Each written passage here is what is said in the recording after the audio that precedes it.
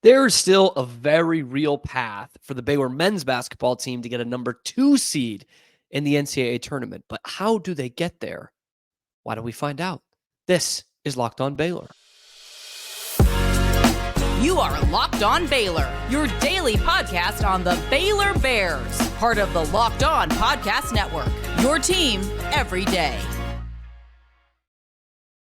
You have made it to Friday. Congratulations, and thank you for tuning in for another episode of Locked On Baylor brought to you by LinkedIn. Thank you for making it your first listen today and every day. I am your host, Cam Stewart of ESPN Central Texas, and we are, of course, right on the brink of some of the biggest basketball games of the year. One more game in the regular season for the men. The ladies start the Big 12 tournament today. So we're going to talk about what a tournament win would mean for them in this competition. And also, like I mentioned in the open, how Baylor can get to that number 2 seed on the men's side. There is still a way they can do it. It's not unheard of, but it's not necessarily a guarantee. And then also, it's officially official. Baylor has rounded out their football staff. They had one more position coach left to hire. We kind of knew where that was coming. But now it is official, and his resume is quite an interesting one, to say the least, and I think a good hire for the Bears. But starting with the men's basketball, Baylor travels to Lubbock, Texas Tech tomorrow, 5 o'clock for the regular season finale, senior day at the United Supermarkets Arena. So I'm sure that will be a good atmosphere, even though, the vibes aren't as high as they've ever been at Texas Tech. Certainly not in the toilet, but kind of an up and down season and some games that they probably should have won that they didn't. So we will look at that. And the big thing for me is who is going to be out there on the court for Tech. I talked about it yesterday's show. Kyron Lindsey probably is just not going to play. In fact, I don't know if he'll ever play for Tech again.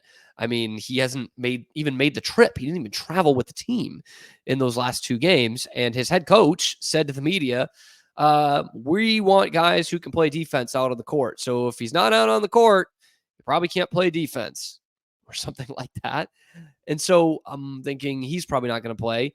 Warren Washington, who has gotten back into the lineup a little bit, but has missed the last couple for Tech, and they say he might be close. I don't know. But if he doesn't play, that's a big advantage Baylor.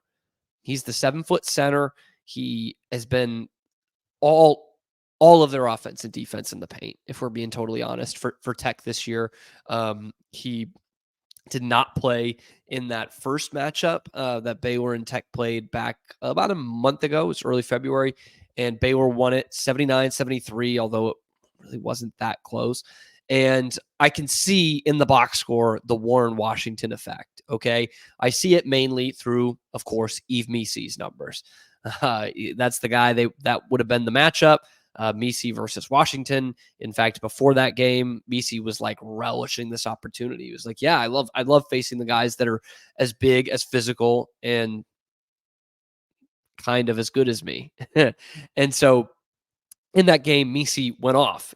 No Warren Washington in the middle. Plays 26 minutes, 17 points, 7 rebounds in 26 minutes. And I love this in the box score. Fouls drawn. Yves Misy tied for the team lead in that game with fouls drawn. 7. He drew 7 fouls because no one could guard him.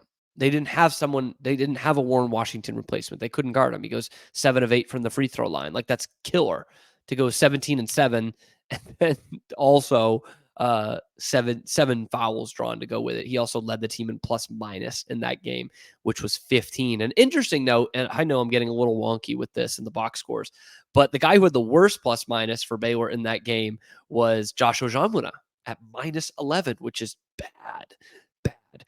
So it's weird that your starting center had the best plus minus because their center was out, and then your backup center had the worst plus minus on the team. So I don't know.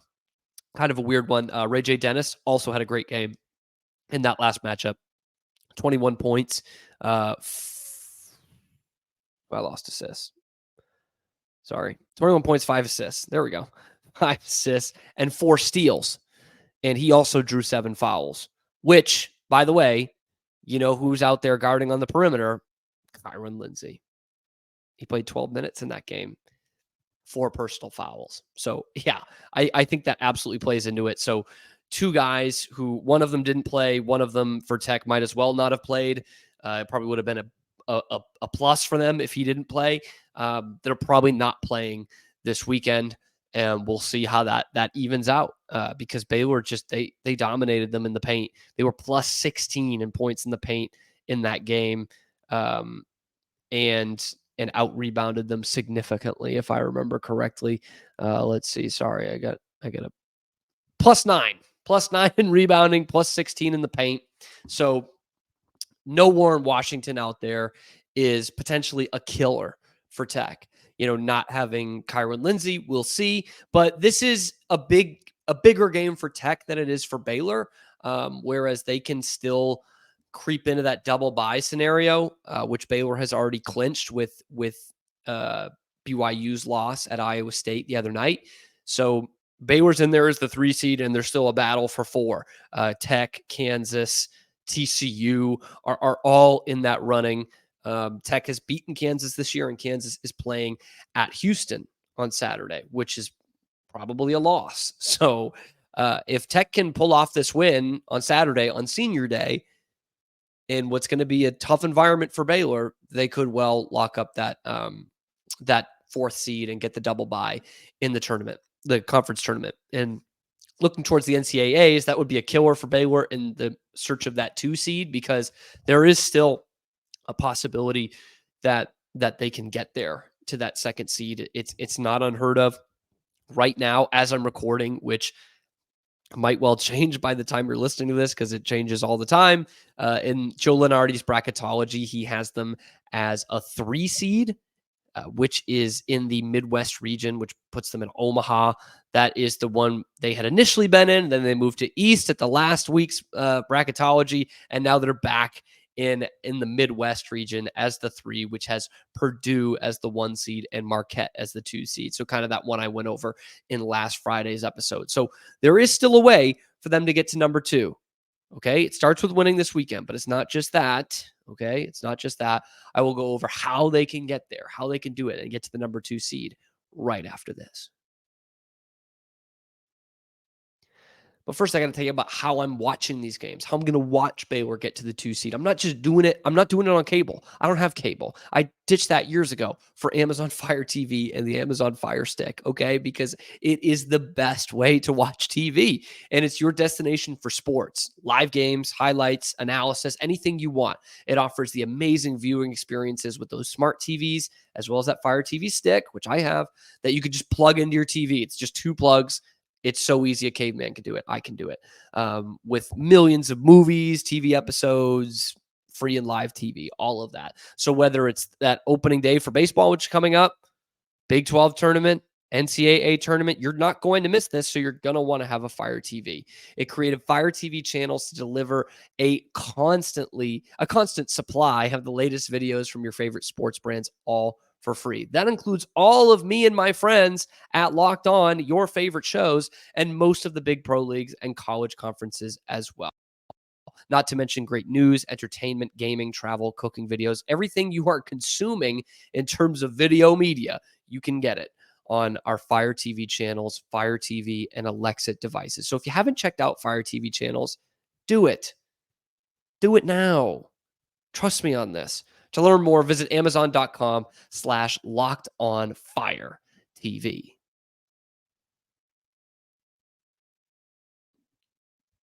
So obviously, Baylor's path to a 2 seed in the men's basketball tournament starts with winning on Saturday.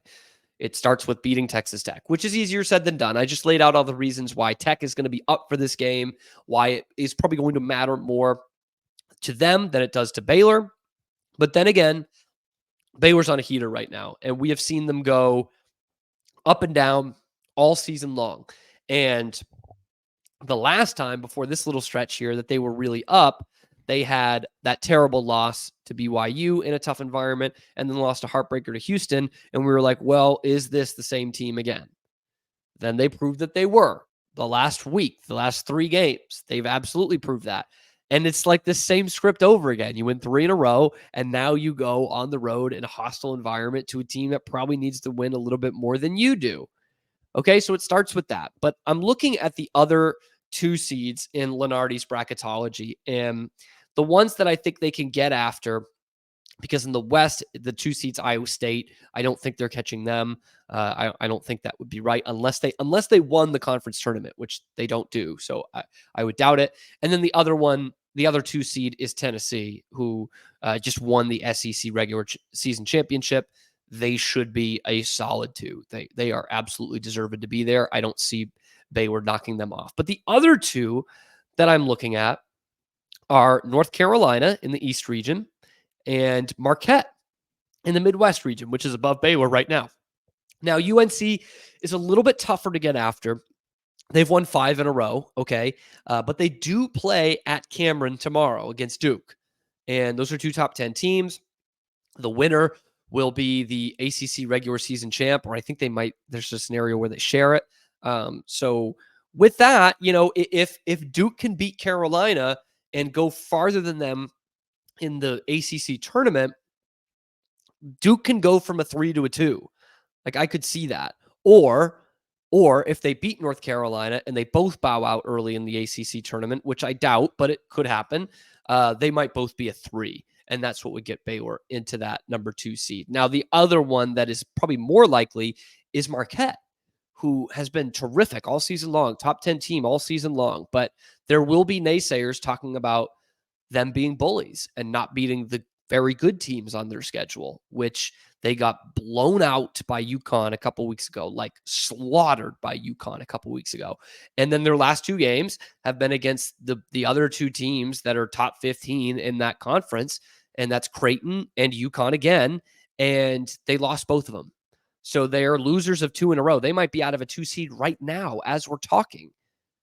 And if the Big East this year, I don't think is getting the love that it usually gets, even in its newest iteration, which it got last year. I don't think it's going to get the love from the committee.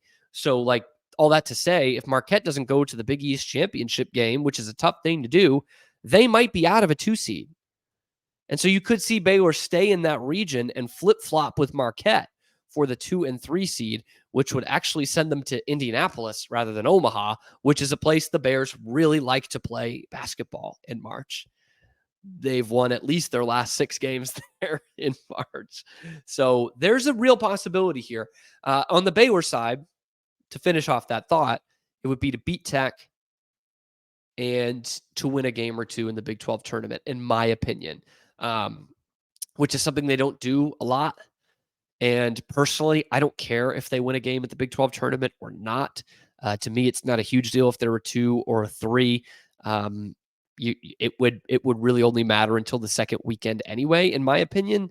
Now, if there are 3 in the way that it is right now, they would get matched up with Wisconsin most likely in the second round, or South Florida, who is slated as an 11 here, but is in the top 25. Like, those guys can play. So those aren't easy games. And I look at the Indianapolis, that 2 seed. So it'd be Marquette. Wouldn't this be funny? Right now, it's Marquette versus Sam Houston, who would need to win their conference tournament, obviously. And then Dayton and Oklahoma are the other ones. So you could have either the Flyers or the Sooners in the second round and have an in-state opponent in the first round. So that would be really interesting. If they win the Big 12 tournament, they're definitely a 2 seed. And you could make an argument for 1, but they won't make it as a 1. So that's kind of what you need to look forward to. It starts with tomorrow against Tech, and we'll see how they handle the Big 12 tournament, but we usually know how they do, and that is usually bowing out early. Not for a lack of trying, but probably for the best in the long run.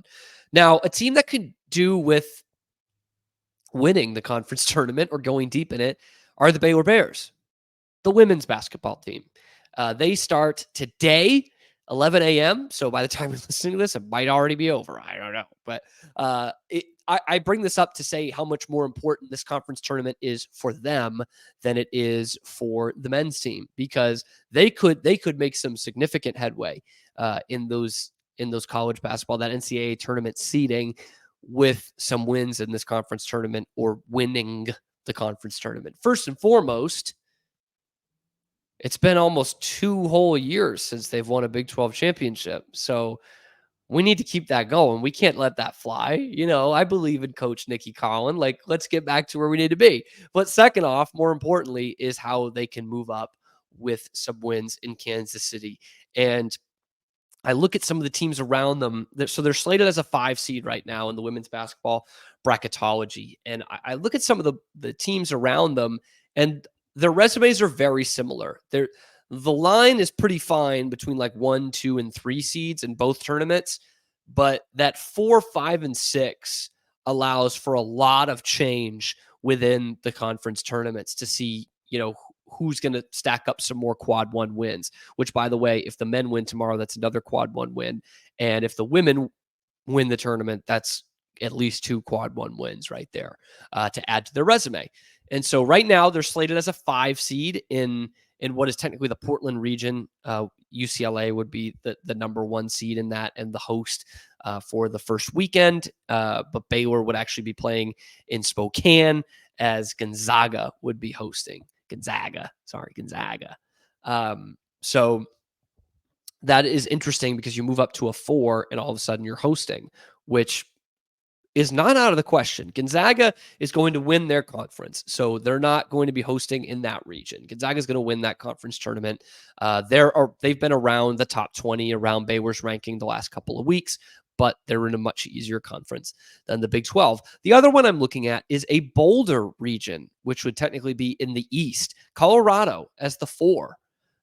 They and Baylor, that's the one that I circle because they and Baylor have very similar resumes, very similar conferences, and similar in the rankings, similar in the runs they've been on all year. So it's not out of the question that Colorado loses early in the tournament, in the Pac-12 tournament, and Baylor is able to leapfrog them into a 4 seed. Now, what's fascinating to me, though, is in that this is all like the science going into it, because the 5 seed in Boulder is Kansas State, who I thought was going to walk away with like waltz with the Big 12 championships and be like a 2 seed. And that has not been the case. They have been shorthanded. But then you wonder, like, can Baylor leapfrog Colorado without beating Kansas State in the Big 12 tournament? So can Baylor leapfrog them and not Kansas State? I don't know. This is why it's so fascinating. And Syracuse is a 5 seed, which doesn't really matter much to Baylor. 4 seeds are what matter. Syracuse and Indiana are the 5 and the 4. And I bring that up to say those two have very similar resumes as well. So if Syracuse is able to make a run, they could overtake Indiana's 4, and it won't really matter much for Baylor. Can you keep up with that? There's a lot going on here. There's a lot going on. But the ladies can absolutely get up to a 4 and maybe crazily a 3 if they go and win this tournament, but more likely a 4, which is still big because that would make you a host site. So all that to say, it means a little bit more for the ladies, and there's a little bit more at stake for the ladies as we head into this conference tournament week. Ladies this weekend, the men's the next weekend in Kansas City. So keep out for that.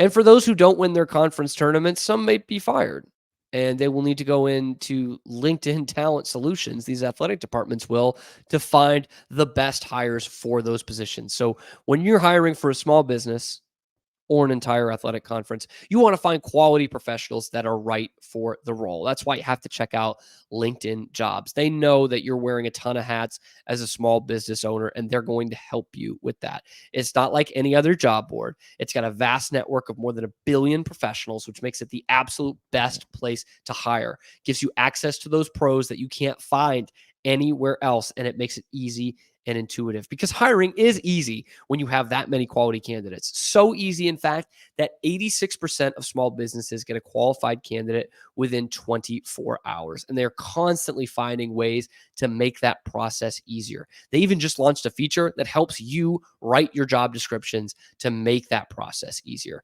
2.5 million small businesses use LinkedIn for hiring. If that's not going to convince you, I don't know what will. You can post your job for free at linkedin.com/lockedoncollege. That's linkedin.com/lockedoncollege, LOCKEDONCOLLEGE, to post your job for free. Terms and conditions do apply. Over to football. Big news in the Baylor football world is that they seem to have finally rounded out their staff. Obviously, we know there's been guys coming in and out. Chris Kapilovic, gone. The linebackers coach, Christian Robinson, gone. Dennis Johnson, gone. In comes Mason Miller. And also in comes Inoke Breckterfield. I think I got that right. Inoke Breckterfield is coming in to coach the defensive line. Now, what is fascinating to me about Breckterfield's career is it has been all over the place, and he's had success everywhere he's gone. He was a stud player in college. He was the two-time defensive MVP for Oregon State. Who was a Beaver, pretty successful there, and played a long time in the CFL. He was actually an All-American at Oregon State too. You don't hear that a lot. Oregon State All-American, not baseball, and was had a long career in the CFL as well. So he does have some overlap with Dave Aranda. He coached on Aranda's defensive staff with Wisconsin in 2015. He was the defensive line coach there, and he mentioned in his quotes about it, and Aranda mentioned it too, that they're happy to work together again. And in his last 2 years, he's actually worked at Washington. And Washington has been pretty successful in that time. They were 11-2 in 2022, and then, of course, went to the national championship game this year. So a super successful run in those 2 years, in which he's coached some pretty good defensive linemen there. But he has been absolutely everywhere. I'm just looking through it here. Defensive line coach at Pittsburgh and UCLA, Montana, FCS powerhouse, and Weber State. So he's been all over the place. He is from Hawaii, played in Oregon, has coached in, let's see here, Pennsylvania, California, Montana, Utah, Washington, and Wisconsin, and played 6 years in Canada, and now is coming to Texas. He's Johnny Cash, man. He's been everywhere, and glad to bring on someone with this much experience. You know, when you're at this point in the cycle, you see a lot more of guys like Mason Miller. Now, I'm not trying to take down Mason Miller here, because if you watch my video on him, I'm super excited for him to come in and coach the offensive line. You got him from Tarleton State. Now, you can find diamonds in the rough like him at Tarleton State, but usually that's where you're getting your coaches from at this point in the season, not bringing in someone to be the same position coach as he was this past year for a team that went to the national championship game. So, again, I never get too excited by position coach hires because you hear the same stuff about them every time, but just looking at this resume, he's been around, and all of those programs have been successful under his tutelage a little bit. So I'm excited for that. On the basketball side of things, to close things out, Robert Wright is someone who's coming on in the class of 2024 for the men's team next year from Montverde Academy, 4-star guy, point guard. Was just named honorable mention All-American in his first season at Montverde, first and only season at Montverde. And just wanted to shout out Robert Wright, because obviously he's got a ton of talent. But I think what not a lot of people are noticing, and I think something that will help him here at Baylor, is the sacrifice he took to go to Montverde. I mean, he was the best player in Pennsylvania. His scoring average has dropped 12 points a game in the switch from his high school in Pennsylvania to Montverde. But he went there because he wanted to learn under the best and play against the best and be a floor general point guard. His assist numbers have gone up, by the way, which is what matters, of course, with a point guard. But he is playing with the best players in the country. He's playing against the best players in the country. He's throwing lobs up for Cooper Flagg, and he has become, by all accounts, by all the scouts, a much more well-rounded player. And I'm so excited to bring in someone like that to this Baylor roster next year, to bring in him and VJ Edgecombe and Jason Asamoah. The rich keep getting richer, and I just can't wait for it. But we, like Jalen Bridges said on senior night, we've got a lot of work to do. we've got a lot more games to win this year. So shout out to you, Robert Wright, and Asamoah and Edgecombe have been having terrific seasons as well. Congratulations to all you guys. We cannot wait to have you here on campus. Anyway, let me know if you think it's possible Baylor can make a 2 seed. Drop that down in the comments below. How far do you think the women can go? Not only in Kansas City, but in the NCAA tournament. Drop that down in the comments below and what you think about the coaching staff hires. Any of them. Get involved in that comment section. Be sure to like and subscribe. Tell your friends about it. We'll be back tomorrow. Thank you for making it your first listen today and every day. We will have post-game after tech on your favorite show, which is, of course, Locked On Baylor.